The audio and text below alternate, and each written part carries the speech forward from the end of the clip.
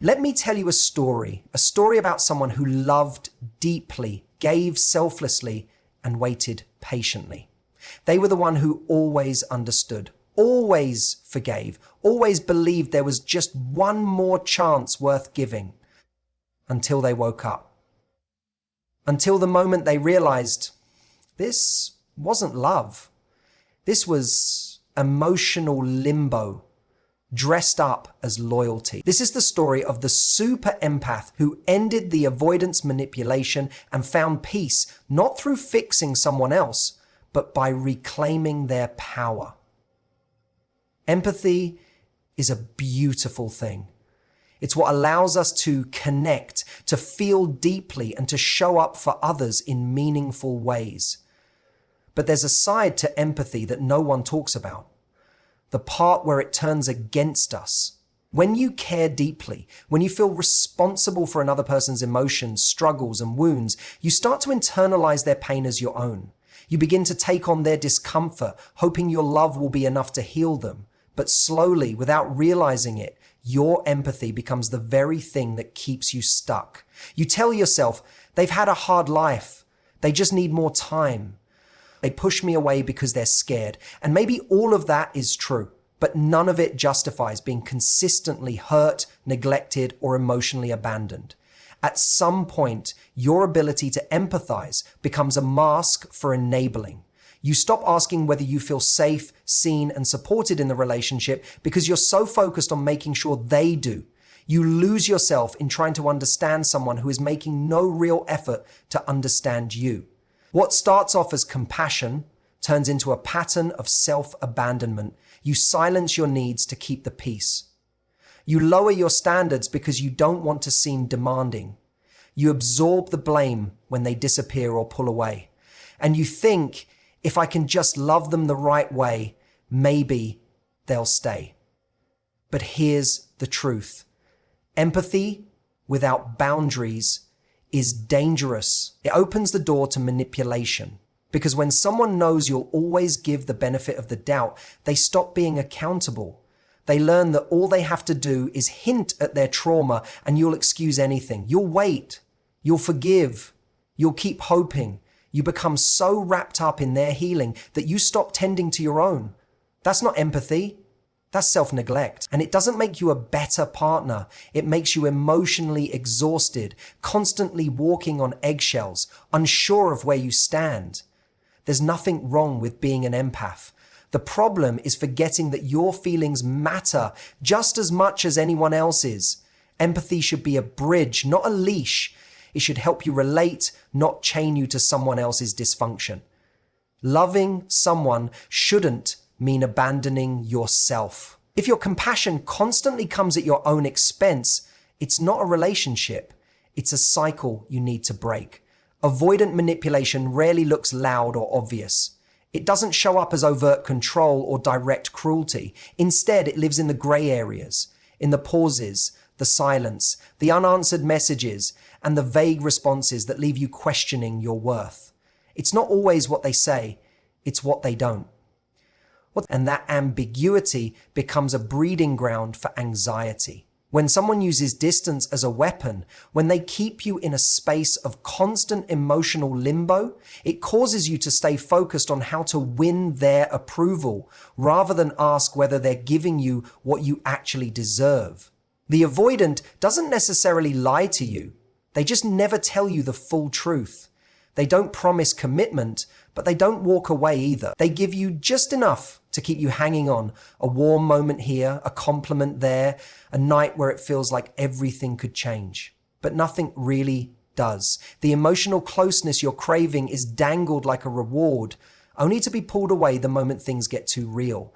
You're left in a constant guessing game, replaying conversations, dissecting texts, trying to decipher what they meant when they said, they aren't ready for anything serious right now. And while you're stuck in that loop, they get to remain in control. Because if you're always questioning where you stand, you're too distracted to notice that the relationship is completely on their terms. Your emotional energy becomes consumed by trying to interpret their silence instead of noticing that their silence is the message. Manipulation doesn't always look like someone trying to hurt you. Sometimes it's someone keeping you close enough to benefit from your presence without ever offering you the security you need.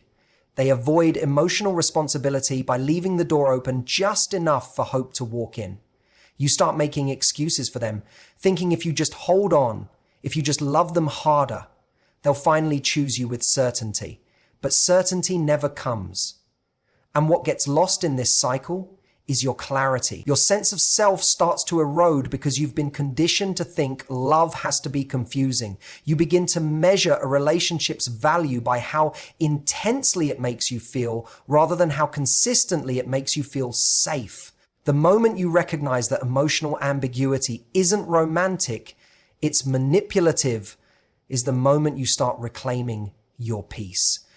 We're taught from a young age that choosing ourselves is selfish, that to be a good person, a loving partner, a loyal friend, we must constantly compromise, even if it costs us our happiness, peace, or self-respect. But what no one tells you is that choosing yourself is not a betrayal. It's not cold or cruel. It's the most powerful and necessary act of self-respect you can make, especially when someone you care about keeps offering you a relationship that drains you more than it fills you.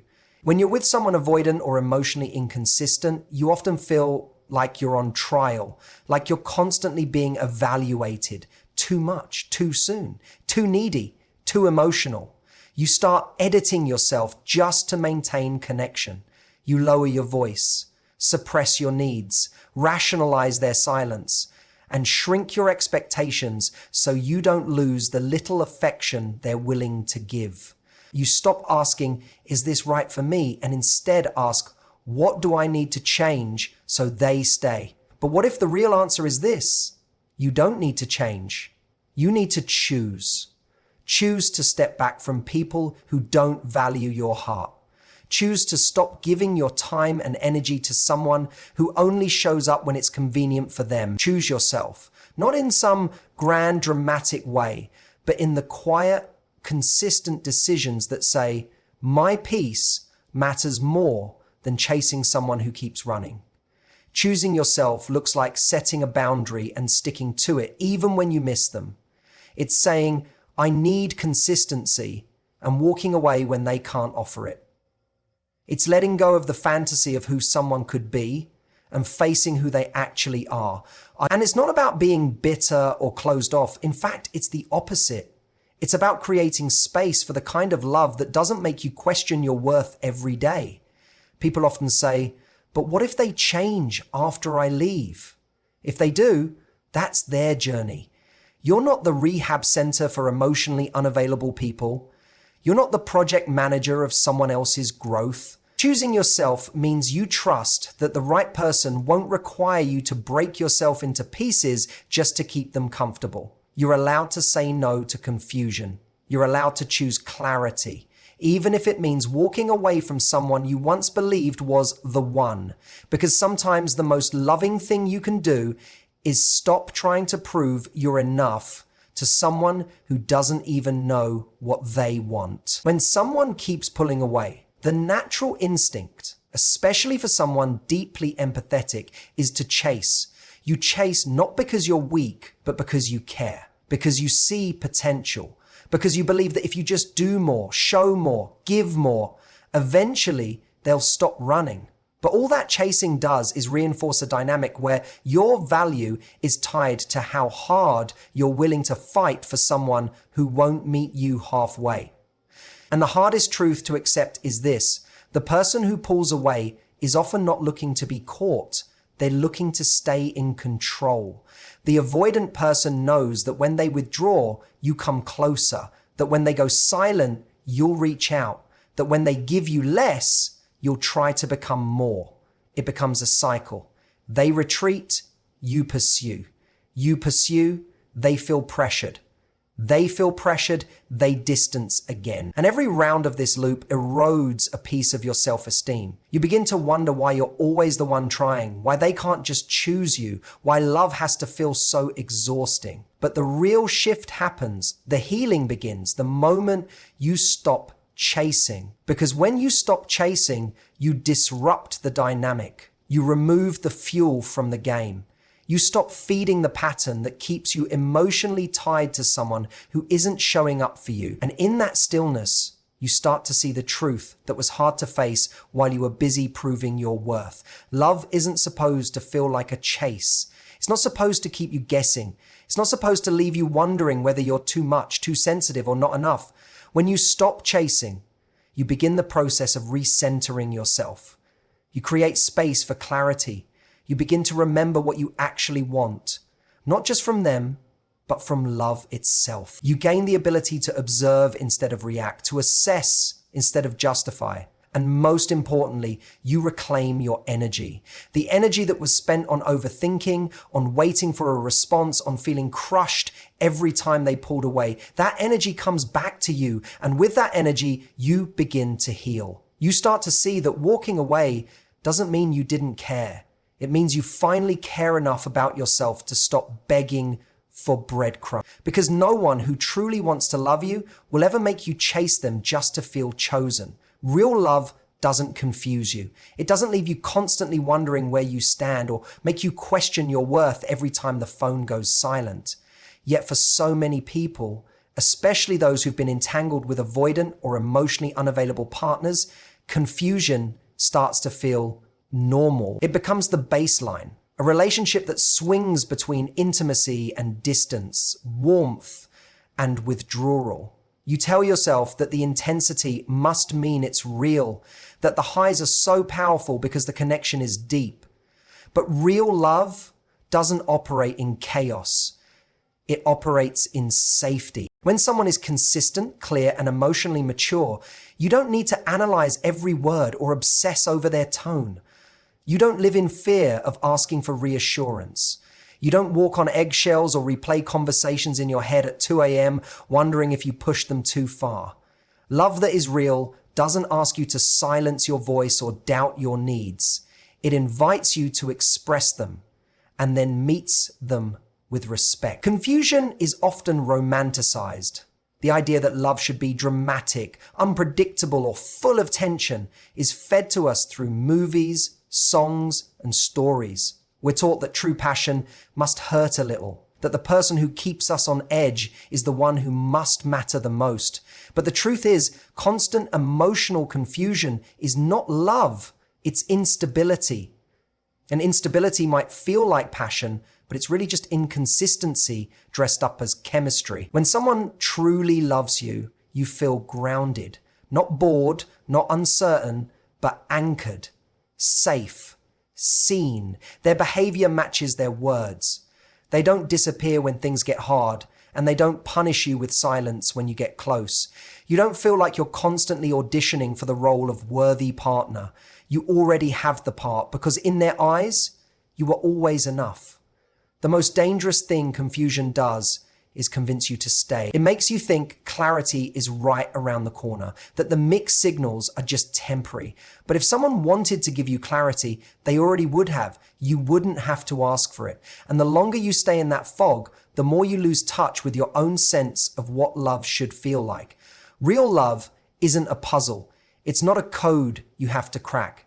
It's a connection that shows up for you steadily and without gain. And when it's real, you'll never have to wonder if it is. What you just heard isn't just a story about an empath and an avoidant.